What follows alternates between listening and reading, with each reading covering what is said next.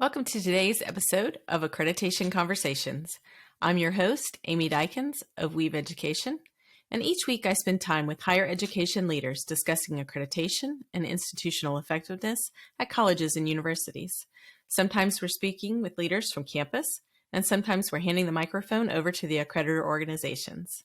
Today, we have a unique opportunity to talk with the new president of the Council of Higher Education Accreditation, Dr. Cynthia Jackson-Hammond.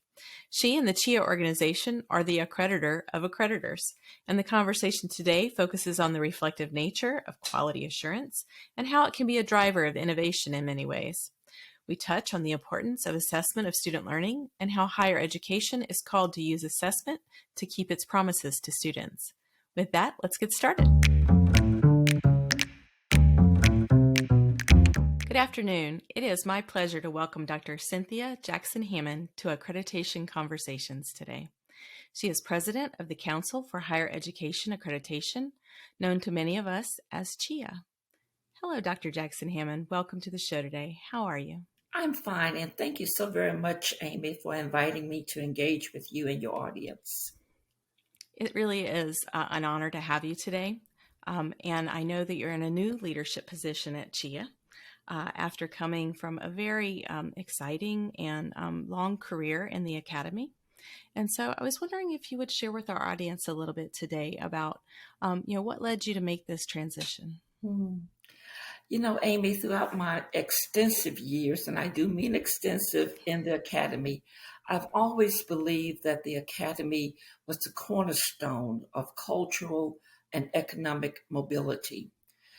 Families who sent their children to a higher education institution did so believing that their lives would be transformed by the experience. Achieving a higher education degree changes the trajectory of students, families, and their communities.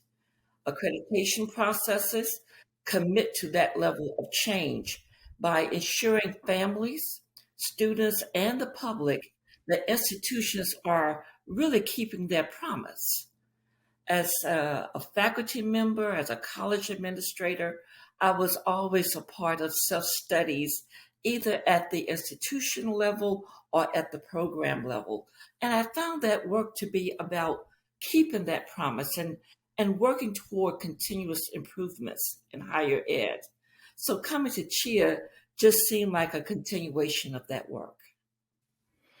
Excellent. And I love the thinking about accreditation around both the self-study process. Really, it's about organizational learning and that self-introspective that you go through as you're preparing, as well as thinking about higher education, not only as transformative for the student, but for their families, for communities as a whole, and the importance that accreditation and quality assurance plays in making sure that we are really, truly keeping our promises to students. Absolutely. Excellent. Well, it is wonderful to have you leading an organization, the council, that has a very strong presence in higher education at the highest levels of conversations. And so I wanted to ask you, I don't know that everybody in our audience is necessarily aware of the role that CHEA plays, and sometimes I think there's some confusion. Perhaps around what it is that the council is really what role they're actually playing in the space. And so I was hoping you could give us a little bit of the history and how you see the role of the organization as far as accreditation and higher education in general. Sure. Accreditation has been around for a long time, for over 100 years, just about.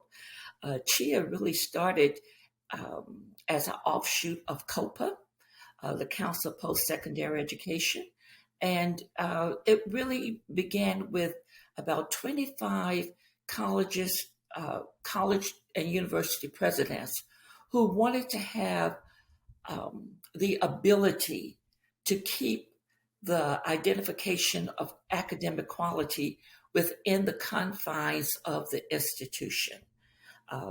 Sometimes there are suggestions from the Department of Education that they can define academic quality.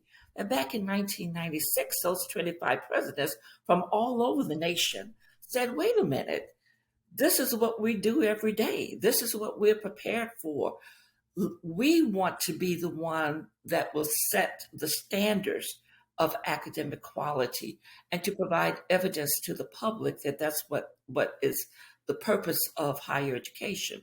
So sometimes people don't quite understand that CHEA as a council does not accredit institutions. We accredit the accreditors that will go in and review institutions. And when CHEA provides, and that process of accrediting the accreditor is called recognition. So when we provide recognition to accrediting organizations, there is a stamp on that accrediting organization that says that it has the same values and beliefs, that student success is the priority for higher education. And they measure those higher education institutions against national rigorous standards.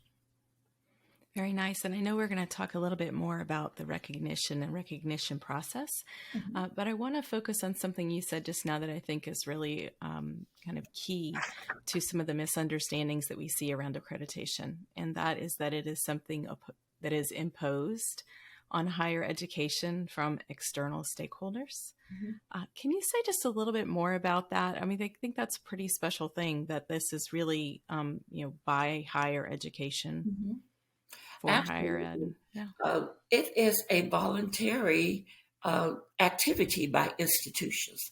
Institutions of high standards want to say to the public very clearly, look at what we're doing. Look at how we are doing it. Look at what we promised to you and your students, and we hold our practices to a higher level of accountability. So when an institution goes through the accreditation process, it's voluntary on the CHEA part, because CHEA is about the academic integrity of the institution. Some institutions rely solely on CHEA, recognized accreditors working with them. Some some are eligible for the Department of Education accreditation and CHEA. The Department of Education's accreditation, and I'm going to talk a little bit about that just to show the difference. The Department of Education accreditation is very regulatory. It is about making sure that the institution is solvent for receiving and handling federal dollars associated with Pell Grants, student loans, etc. CHEA's focus is primarily on the academic integrity of the institution. So it is just absolutely fantastic, we believe, when an institution said, hold us up against any standards and hold us accountable for those standards. Now, CHEA will role as a recognizer, make sure that the accrediting organization that's going into those institutions also meet higher levels of accountability, that they function ethically, that they function without bias, and that their end game is student success. Excellent. And that distinction, when you start to think about this being something that is focused highly on academics, the academic experience that students are having, reminds me of a lot of what we've seen in accreditation over the last decade, really has been focused around assessment of student learning and thinking about really quality enhancement programs that are focused around student learning. So when you're coming from a campus, frequently the conversations are focused around accreditation and assessment, and they almost get, conflated. They're one and the same in some ways. So we've made a lot of progress around assessment of student learning, maybe not as much as we need to.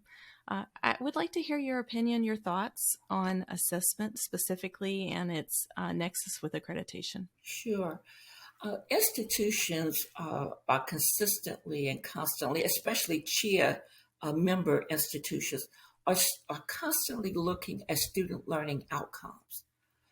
What is it that the student will be able to do at the end of a program or at the end of the institutional experience?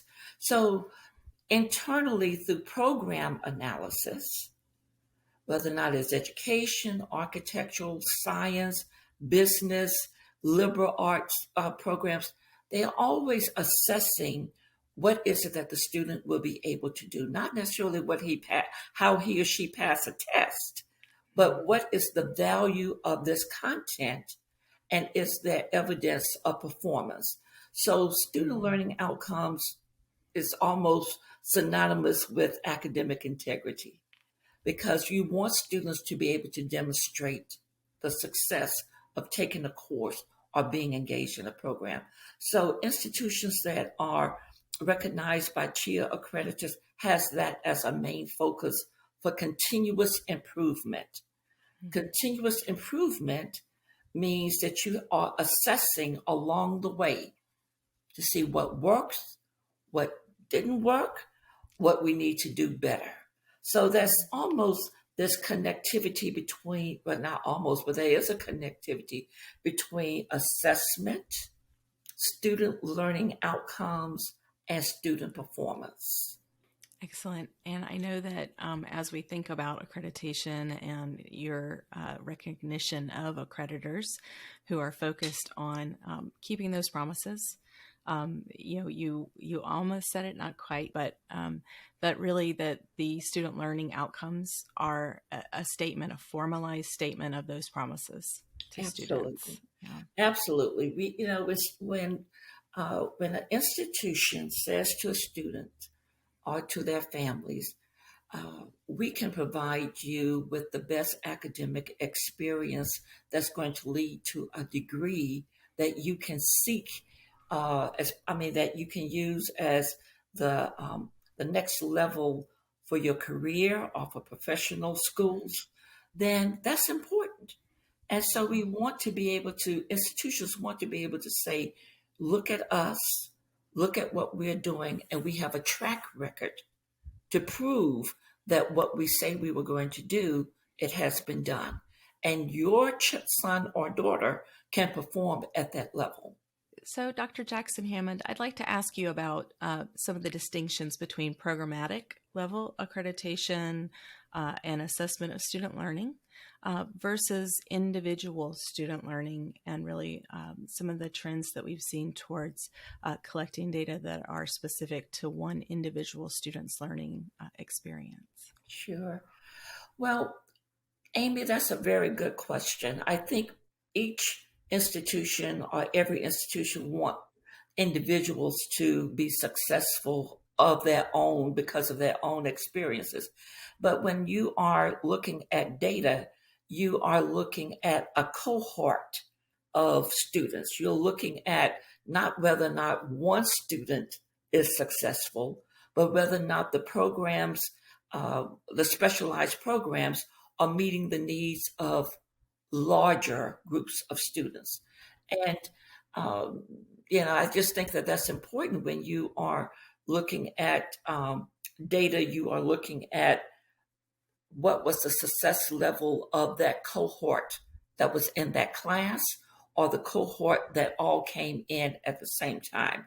It's a lot, you can make more critical determinations by group data than you can by individual data. That makes a lot of sense. Thank you so very much. So from here, I'd like for us to switch gears just a little bit and talk about some of the things that, as we translate accreditation out into the public space, when we're talking about those other stakeholders, parents, and the students themselves. It seems like in higher ed, we have a very robust conversation around accreditation, but sometimes it's confusing for folks outside of higher education. And so I'd like to ask you for your perspective on that. Do you think we're doing an adequate job? Or are there things that we could be doing differently to really translate that for students and parents? I think that knowledge is powerful, and sometimes in higher ed, we have our own jargon. We have our own language that's second nature to us because that's what we do every day. That's how we communicate. But that language may not be as fluent and fluid to the parent who just wants that child to be successful. I think the biggest misnomer about accreditation is that it's about compliance. And to a certain degree it is, but the vast understanding about accreditation is that it is introspective and reflective for higher ed. There's also this misnomer that higher ed is just constant. It remains the same for 2,000 years. But with accreditation and self-studies, we can say to the public and to lay people that higher education constantly is reinventing itself because the world is changing so quickly, and the higher education has to be responsive to that changing world and those changing dynamics. So we probably could do a lot better in educating parents and the lay people who are not part of the higher education space. And I hope that we can continue to do that through webinars, seminars. The websites are just abundant with information. For instance, on the CHEA website, we have a biannual almanac that is really designed for high school students, the public, parents, students, that identify those institutions that have been affirmed by CHEA recognized organizations. This is very helpful when families are trying to decide, where do I send my child to get the best education? It also is a good tool to use to keep families from being victimized by degree mills. So the more we can reach out to K-12, I say K-12 because college begins with kindergarten, the more we can emphasize to high school counselors and to families the importance of an accredited institution, I think that would be a great knowledge base for them to make decisions from, and it provides an opportunity for them to feel comfortable and safe that their investment in higher education means something. Excellent. You make me think, it's almost like there's a need for marketing efforts around the decision-making process to those folks who are guiding, as you said, guidance counselors. We see, folks in K through 12 that are guiding students in this process. But even thinking about the marketing efforts that are done by the institutions as they're engaging with students in their admissions processes, of helping them understand, we are accredited by CHEA recognized accreditors. That is a stamp of quality approval.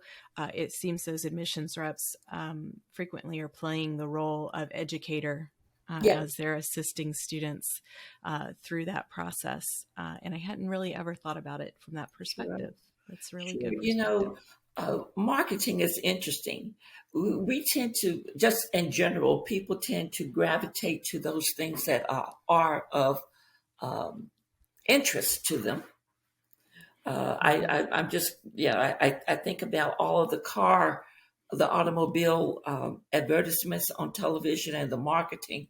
Well, if I'm not interested in buying a car at that time, that may go completely over my head. So sometimes the whole notion of accreditation quality assurance in higher education only comes to the forefront as students are entering into that space.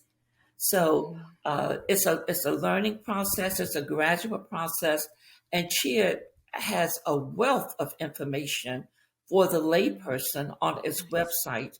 And I certainly do encourage everyone to visit the CHEA website, to talk with college officers about their accreditation process, to attend our seminars and webinars that are usually free to the public and are on our website.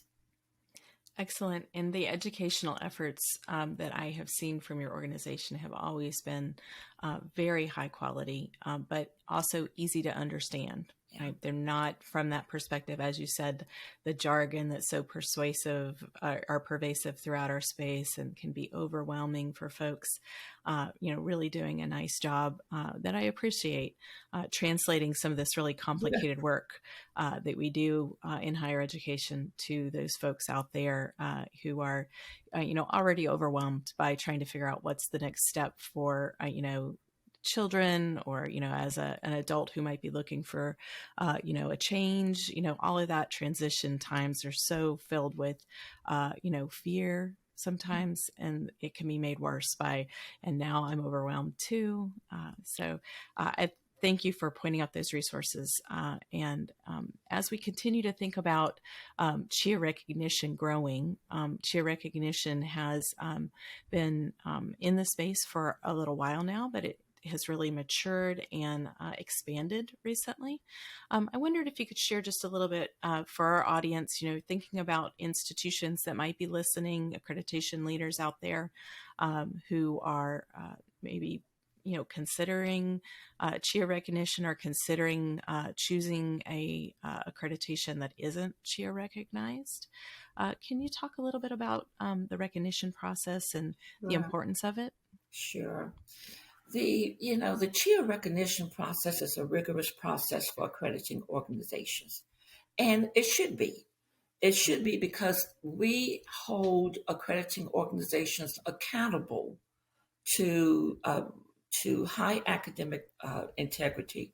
We hold them to be responsible by being more transparent to the public, because the same level of rigor that we have for accrediting organizations have that same expectation of rigor for institutions, to hold institutions accountable and transparent. And the other part to that is, not only do they put themselves through the CHEA recognition, it shows that they are committed to high standards. And those high standards all lead to one ultimate goal, and that's student success. That's not a CHEA accredited organization, whether or not it's institutional or whether or not it is a specialized program, that does not have the interests of the student as its priority. And that's very, very commendable, because now you have a lot of organizations, a lot of people, a lot of committed organizations working to support families and students. And that's what we want. We want a highly educated citizenry, because we know from a higher order educated citizenry, we have better communities.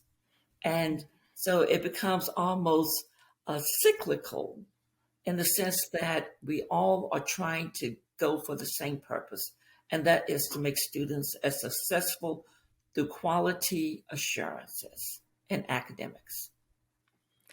Excellent. I could not imagine anybody saying it better. So thank you very much. So before we end today, I always like to ask folks, I have this amazing opportunity to sit down and speak to leaders in higher education as we're doing the Accreditation Conversations podcast. And we always want to ask if there's anything that you'd like to share? Is there a message for the higher education community, strategies that you want them to take away from listening today Sure. that aren't necessarily related to things that we've already discussed? Sure. Well, I would like to say that our CHEA conference is open to the public, to institutions, to accrediting organizations, to all of the stakeholders in higher education, from the systems office to board of trustees, everyone. Mm. This is an opportunity to learn more about accreditation, what it means, its value, and how it can be a full, embraced kind of process that supports students. The second thing that and we continuously say this to our member institutions, is continue to be innovative in higher ed. Innovation, what we have learned through this last 18 months of COVID, that institutions pivoted immediately to a new innovative platform for teaching and learning. And so there were some hits and misses, but for the most part, I think institutions have become re-energized about innovation. And I would encourage membership institutions to continue to innovate on behalf of their students. And thirdly, I would say to the public, support your community institutions, whether or not it's a community college, whether or not it's a college, university. Members of the higher education higher education space are working every day, continuously to support the students and their communities. So it's through accreditation that we can provide evidence of that commitment and that promise. So those are my lasting remarks for the many people who may be hearing us today. Excellent. Thank you. And if anybody wanted to learn more, you spoke about the website, and we'll make sure and provide that in our documentation. But the website itself is full of resources. Is there any place else that you would point them to learn more? Well, they can always call the CHEA office, Okay. But I certainly could tell you that the CHEA website has something for everybody. Perfect. So you don't have to be in higher education to learn about CHEA accreditation, CHEA recognition, or what it stands for, and who are those CHEA recognized institutions. So we encourage people to go to the website, read, and give us a call. Excellent. Well, I'll look forward to seeing you and hearing from you again at the annual conference coming up. And I always look forward to all of the wonderful keynotes and the resources that are provided as a part of that particular event. So I'll see you Amy, then. thank you so very much for giving me an opportunity to talk about CHEA and the work that we do. And I look forward to seeing you and your colleagues at the conference in January. Thank you so much. What a great conversation with Dr. Cynthia Jackson-Hammond, President of the Council for Higher Education Accreditation we had today. I really appreciated Dr. Hammond's focus on keeping our promises to students and the value of accreditation in really informing what our promises are for students and their families, as well as the ability for us to use accreditation to focus efforts on transforming communities as well. It really is a comprehensive, reflective process of identifying what we're trying to do in higher education, and then turning that into actionable work that really impacts our world. I am looking forward to watching her leadership over the years from that perspective. I also really appreciated her comments about assessment of student learning and the need to focus more strongly on cohorts, program level type assessment. This is a philosophy that is very highly aligned with Weave's philosophy of assessment. It's really very actionable when you focus your efforts at the program level on cohorts of students so that you can identify patterns that then allow you to make improvements very intentionally.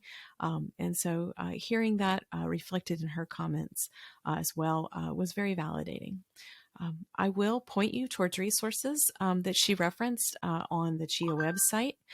They have a lot of resources that are available, not just for those of us who are in higher education and for accreditor organizations, but also for students and their families. Really educational focus on helping the public understand the importance of accreditation and how this quality effort impacts them and the decisions that they make as well. We also have resources on the weaveeducation.com website that are very strong professional development resources around leading accreditation efforts on your campus and how to get value from those quality efforts. And so I would encourage you to check out the Weave Knowledge Center and continue to learn more about this. I look forward to our next conversations.